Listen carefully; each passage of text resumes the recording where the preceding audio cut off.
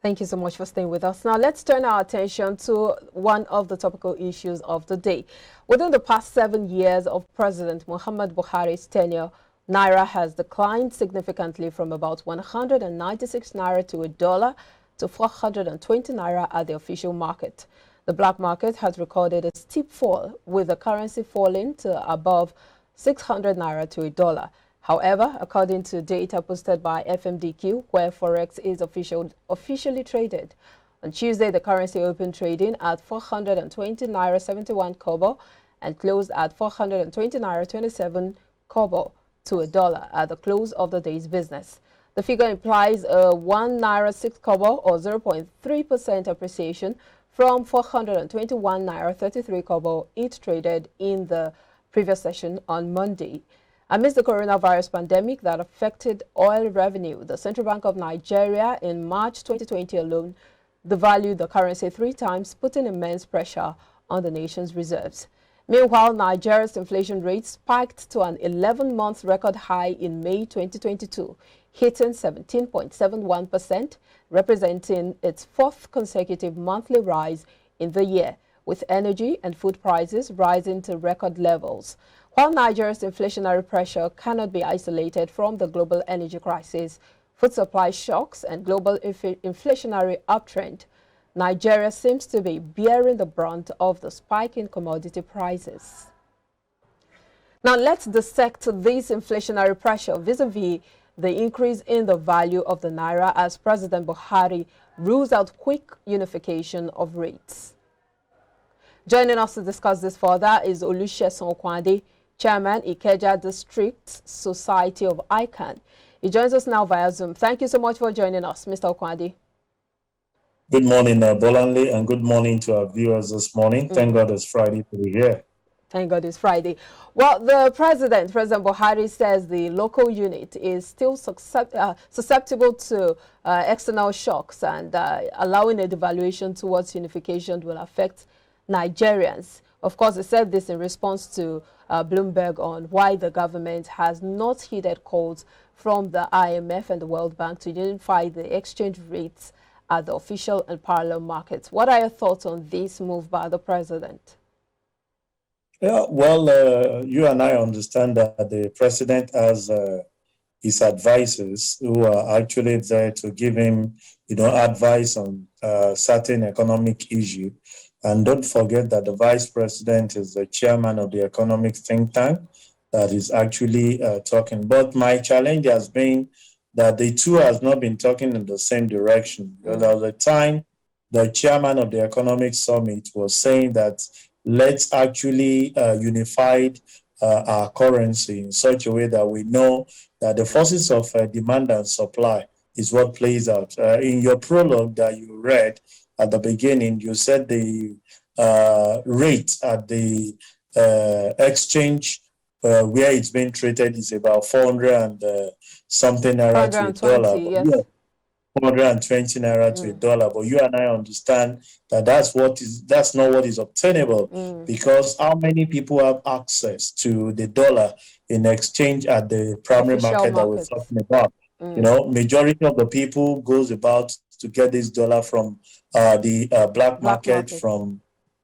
the people outside it, because the CBN are not meeting the demand of an average supply, and because of the bureaucratic setting, if you are able to unify it, suggested by the vice president, which the president is still saying they are studying, at least it will give a leverage. Everybody knows that whatever you get in the bank is what you get outside it. So then the law of demand and supply will play to bear. People that are rushing out to get the dollar cannot get it from the bank. And when the demand is actually there and the supply itself is available, the majority of what people are doing is that rather than pushing those currency to the bank, when they know that they are going to have less gain, they decide to push it to the black market where they will have more gain, even when they have actually gotten it at the official rate. So that's why I see reason in unifying it. Well, I don't know. The president has the final say, and you and I understand why this thing. Now, don't forget, most of the things that we are talking about now, we are import-based. Practically everything that we do, we put pressure on the dollar On the dollar, absolutely. I would link back up with Olusegun Okwade, but of course, looking at the pros and cons of unifying the exchange rate at the official and parallel markets, as called for by the IMF and the World Bank. Thank you for joining us again, Mr. Okwade.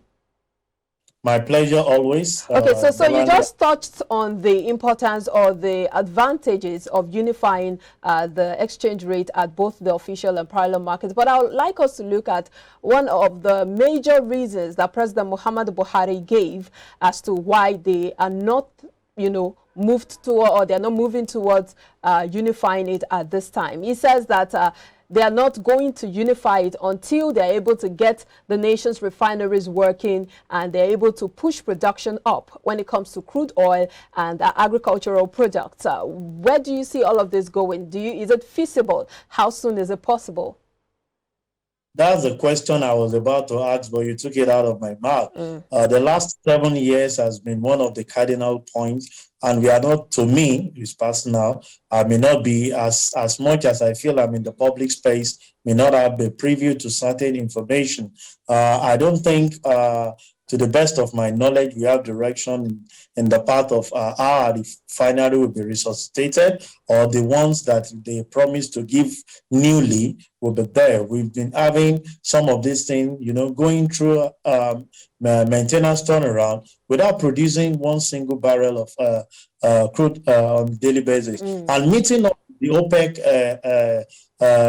capacity that they have given to us, it's been struggling all the while. So I don't know when that will be. If in the last 7 years we've not been able to achieve this, and we all know that the current thing that is in fake now is politics. Everybody has thrown governance to space. We are not having nothing is working. So I don't see the administration bringing that to bear. So we might just continue in the path that we are going, not unifying the currency, because I doubt my personal view that any refinery is coming up and there's any intentional act of bringing those things to bear. If there is, I think there should be feelers in the public space that people will be seeing the progress of the work being carried out on the refinery. So if you are waiting till then, that means the next administration should be prepared to go the route.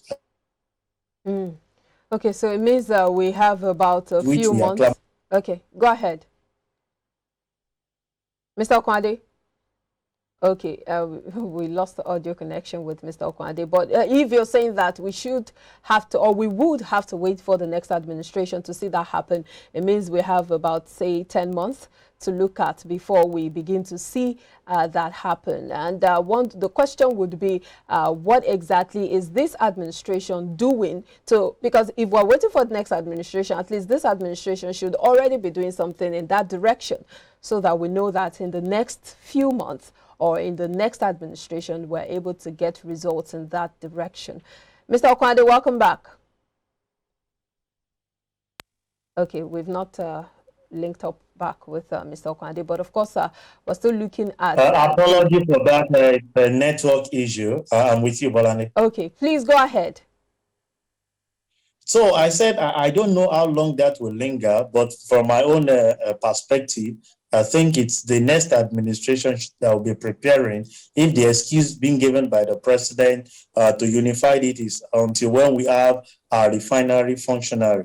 The last 7 years is part of the things we've been clamoring for, because even the importation of this refined product is one of the things that is putting pressure on our foreign exchange. You can see the excuses that the IPMAN, the DAPMAN are given, that they don't have access to dollars. If some of these things are refined locally, I'm sure nobody will be talking of them sourcing for dollars to get some of these things done. So I feel the government should be intentional about fixing our refinery, and let there be information in the public space so that at least the citizen can have understanding of work that is going on, and definitely a timeline when this will be delivered, so that at least we know the timeline and the termination of the suffering and every Nigerian is undergoing as we speak.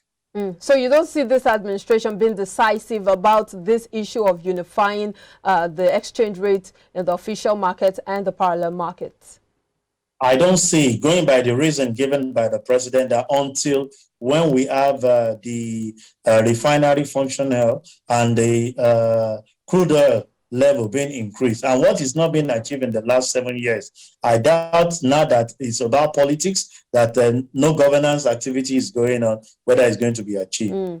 Well, we see our forex turnover skyrocketing by 135% with $108.06 million recorded as against $46.07 million posted in the previous session on Monday.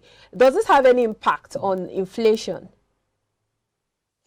Yeah, it does. You see, the reason for that skyrocketing is the increase in the crude oil price. And you know, our major source of income has to do with that. And because why it has impact on inflation is majority of the things that we do are import-based. None of these things are being domesticated here in the country. So in as much as you have more dollars going up and everybody is bringing in everything, we are not producing anything locally, inflation will continue to go on the high rate.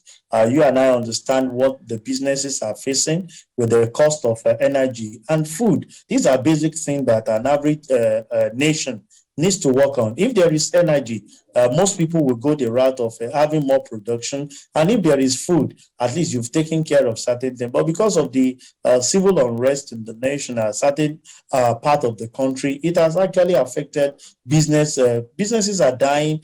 Businesses are moving out of the country every day because the cost of operation is unbearable for anyone to do. And this is actually causing more unemployment, and our youth are having no place to have their stay, as we speak. But the increase in the interest rate from 11.5% to 13% by the Monetary Policy Committee of the CBN, which of course held during their last meeting, do you think that that had any impact on reducing, because one of the reasons they gave was to reduce inflationary pressure?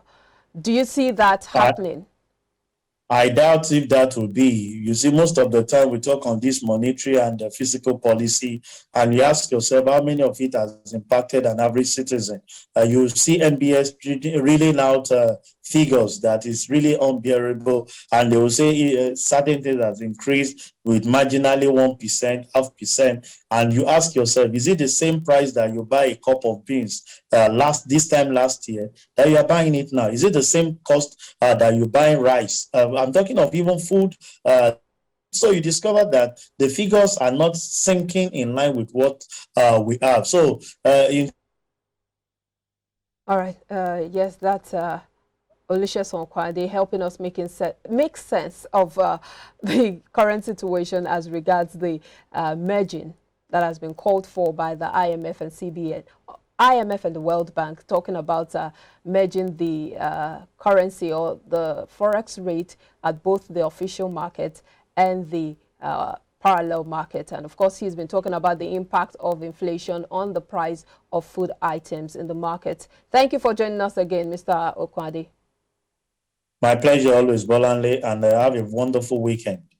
All right. Okay, you already wrapped up. I was going to wrap up with you, but I guess you're in the spirit, so you already wrapped it up. Well, we'll leave it there. Thank you so much, Mr. Olusegun Okwade, for your time on Business Breakfast. Still to come, state governments will now be allowed to generate and transmit their own electricity if the federal government's decentralization bid of the national grid comes to effect. Well, that's our focus next when we return in a moment. Please stay with us.